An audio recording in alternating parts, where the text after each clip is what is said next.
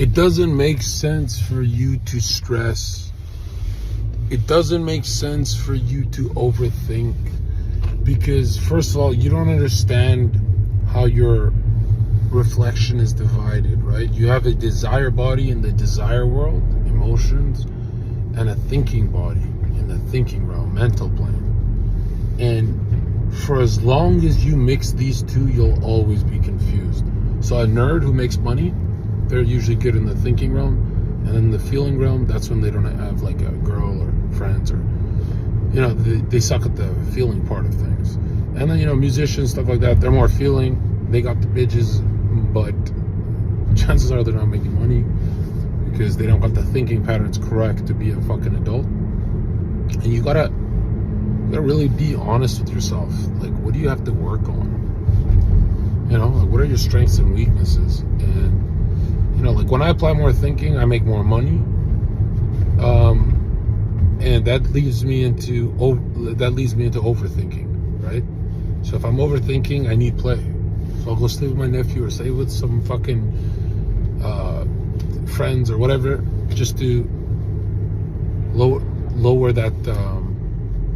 Because people who just snap their fingers and try and switch planes, that's like a bad practice. A better practice is to do it in the real world, and then you could do it, snap of your fingers. But yeah, I'll go stay with some homies, and then I will get that sense of whole, and then I will leave them, and I will fiend for work without the overthinking part.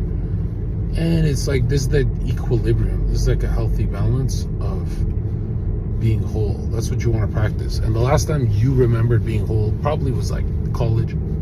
Some people it was high school, whatever. But it's usually when you had the social and the work, right? Your teachers gave you work and your friends gave you the social, and you felt whole. You didn't